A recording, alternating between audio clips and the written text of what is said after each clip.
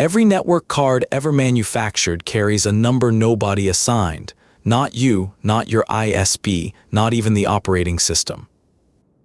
It's called a MAC address, and unlike your IP, it never changes network to network. It's part of the hardware itself. It's stamped exactly once at the factory before the chip ever leaves the building. Half of the number even spells out who made it, 3 bytes that identify the manufacturer. Plug into any switch, and this address is how it introduces itself instantly, with zero setup. The switch just listens and remembers which port each address lives on. It's not the same job as an IP address at all. One is hardware, one is a route.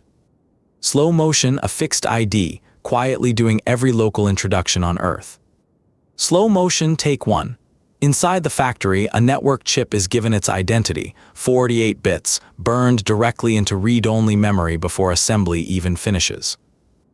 Split the number in half.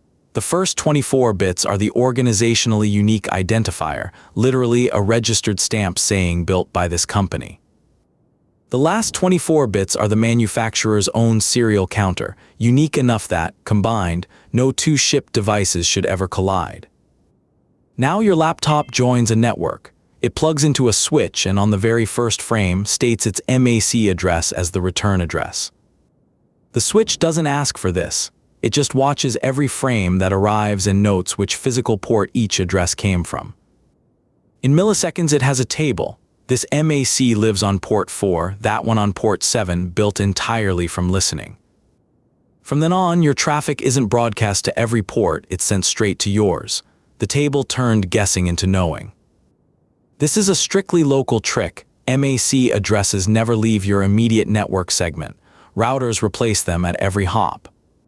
Compare that to an IP address, which describes where you are on a huge network of networks and changes as you move.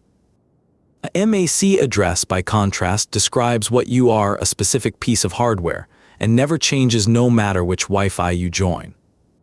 48 bits sounds small, but it's room for 281 trillion unique addresses, enough for every device ever likely to exist. The fine print permanence cuts both ways.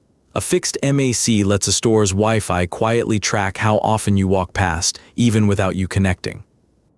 So modern phones fight back. Every time they scan for Wi-Fi, they broadcast a randomized, throwaway MAC instead of the real one. It's also not tamper-proof. Software can simply claim a different address, MAC spoofing, used both by privacy tools and by attackers impersonating a trusted device. There's also a universal everyone address, all FS, FF, FF, FF, FF, FF, FF, the broadcast MAC every device on a segment listens for. And the WE prefix is public. Paste the first 3 bytes into any lookup tool and it'll name the manufacturer, sometimes down to the product line. This whole layer, addressing by hardware, not by route, is what networking calls layer 2. Everything IP does happens one layer above it. Stamped once at the factory, unique among trillions, read by every switch it ever meets and quietly randomized for privacy when it needs to be. That's the MAC address. Thanks for watching. Next time you check your device's network info, find the MAC address. Now you'll know exactly which trillion-way bet it won. Follow how it all runs for more. See you in the next one.